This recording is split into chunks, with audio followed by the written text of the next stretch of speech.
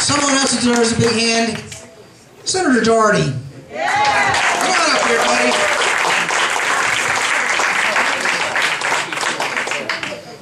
You got a little bit of snow up there, huh?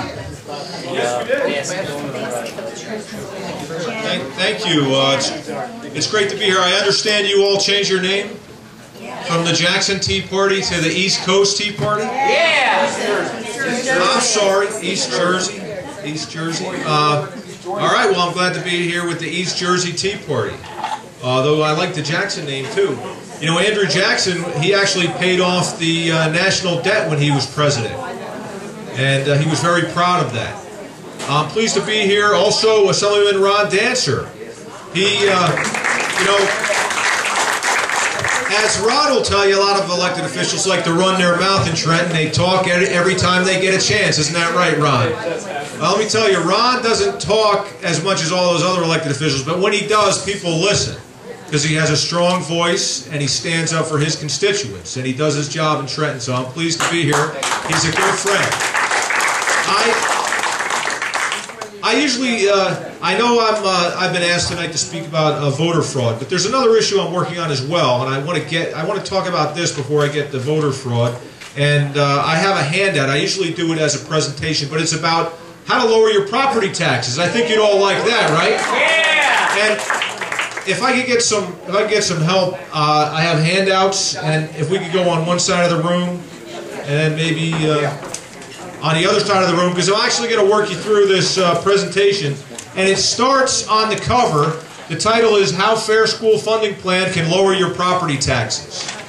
And people in New Jersey have a vague sense that, hey, maybe we're sending $2 to the urban student for every $1 of school aid we're sending to the suburban kid.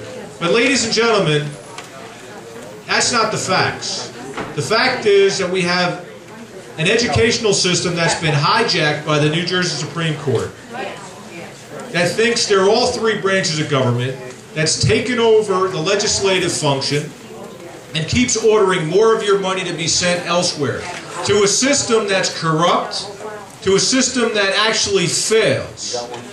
And instead of providing real educational opportunity for these students in our urban areas, they're actually being forced to go to failing schools. So I'd like to walk you through my presentation that I give. As I said, I usually do it with a PowerPoint and a screen, but I know our forum tonight doesn't actually allow that to happen. But my goal tonight is to tell you about our school funding formula in New Jersey and how we can change it with my Fair School Funding Plan. That'll be fair to every taxpayer, it'll be fair to every student, and it will get some accountability in all of our schools across the state of New Jersey. The first page I'd like you to go to, it's about 3 pages in. It's this, up top it's called School Funding Reform Act. You see that? The School Funding Reform Act. This is New Jersey's school funding formula. And it's very complicated, very difficult to figure out. There's a lot of numbers, and I think that's by design. They don't want people to know where all the money's going. And I would say if you tasked a Rutgers professor or an MIT professor with figuring out, you know, some physicists or astrophysicists, some scientists to figure out our school funding formula, before they did it, they'd probably jump off a bridge. It's that complicated. And there's a couple things you need to know about our school funding formula in New Jersey. It is handed out after we collect the state income tax. We have a state income tax that's progressive. So the more you make, the more you pay into the state income tax. All that money goes to Trenton, and the Department of Education uses the School Funding Reform Act equation to hand out the school aid.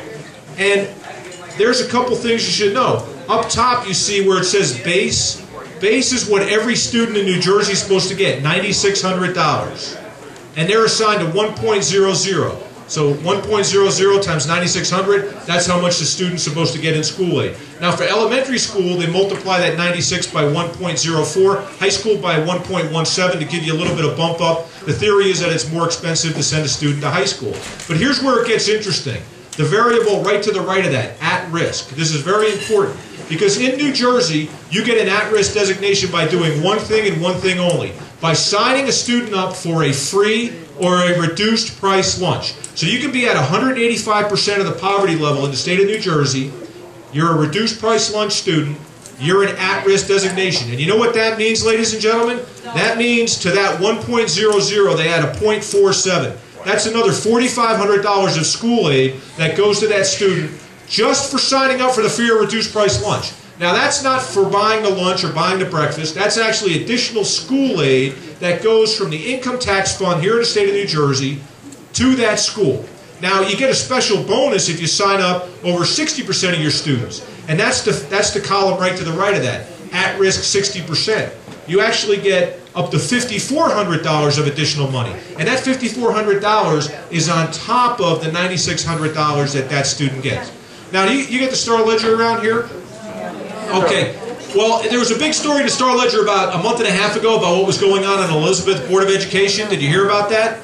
In Elizabeth, this was a very big story. In Elizabeth, they had highly compensated officials signing their kids up for the free lunch program. They had a principal making $103,000, had his child signed up for the free lunch program. The board president, she and her husband make well over $100,000, had their child sign up for the free lunch program. You know why? They didn't want the free lunch. They wanted to get their population over 60% of at-risk designation, so you get $5,400 for each student. And thank goodness Governor Christie sent the Attorney General in there, and they arrested those folks.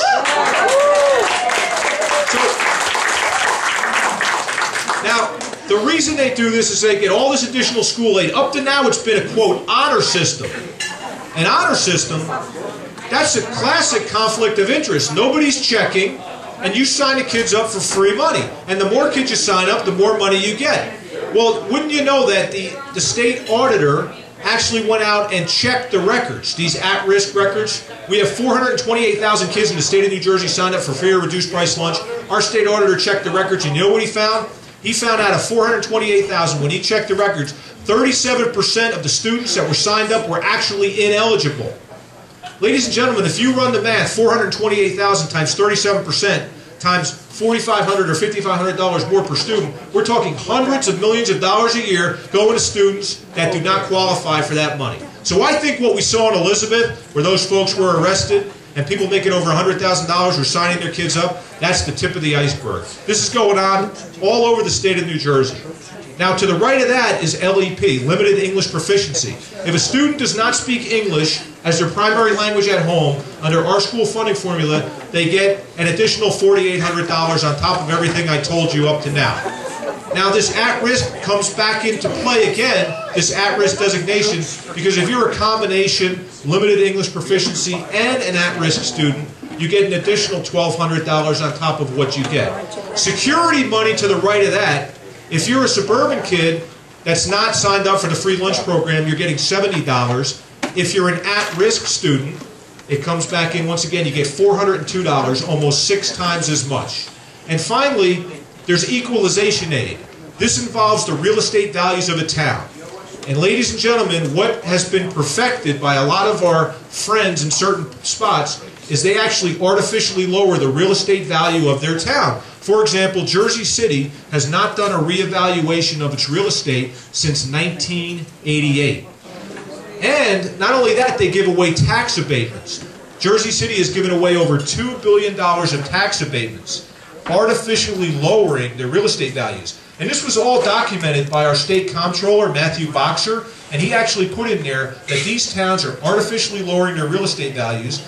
And it's a problem because in Monmouth County and Wall Township, in our suburban towns, we're not artificially lowering our real estate values. So when we report to the state, we report accurate real estate values, and as a result, you get less school aid.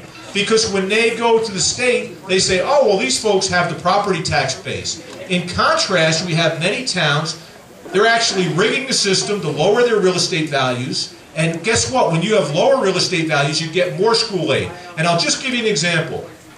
I represent Warren and Hunterdon County, and thank goodness our power is going back on.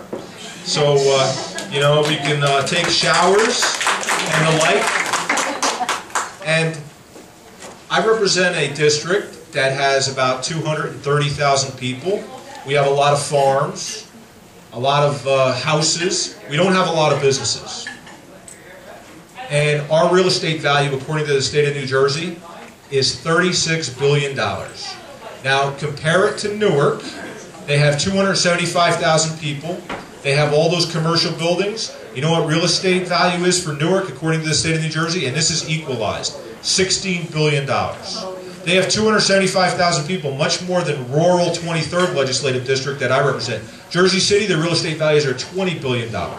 So what I'm telling you, ladies and gentlemen, when they run into the Supreme Court and say, you have to give us more school aid because we don't have the real estate value to support our own schools and we can't raise local property taxes, ladies and gentlemen, they're doing it to themselves. They're artificially lowering. So the reason I showed you this equation is that there's massive corruption, and a lot of these urban power brokers have figured out how to manipulate the numbers that they report to Trenton, knowing that they're going to get more school aid because of it. Knowing that when they go to the New Jersey Supreme Court, the New Jersey Supreme Court's not going to ask tough questions like, when was the last time you did a reevaluation in Jersey City? They're just going to say, oh, well, we need to send more money to these school districts. So there's a lot of corruption. Now, going to this one, a couple pages over, New Jersey state income tax.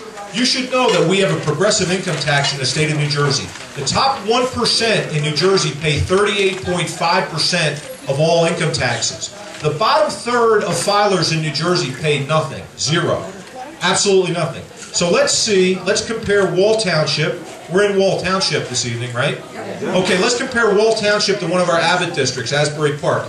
It is a comparison of income taxes paid by two towns. And amazingly, what you see here is occurs all across the state of New Jersey. But a lot of towns, it's even worse. So Wall Township has 25,000 people. You said $42.3 million of income tax to Trenton. That's $1,649 per person. That's for every man, woman, and child. So that's from the youngest baby to the most senior resident of Wall Township. You're sending in $1,649 per person. Asbury Park, they're sending in $3.8 million for 11,758 people. That's $326 per person. So because the income tax is progressive, and because if you make more, you pay more, the top 1% pay 38.5%, the bottom third pays zero, the residents of Wall Township are sending in over 5 times as much into the income tax fund as the residents of Asbury Park. And that's important because that money goes to Trenton. That becomes our school aid fund. That becomes what's called the Property Tax Relief Fund. That money has to be used for school aid, municipal aid, county aid, rebate programs, senior freeze. That's all it can be used for, reducing property taxes. So flip over, all that money goes down to Trenton. You folks send in 5 times as much. Now let's see how that money is distributed.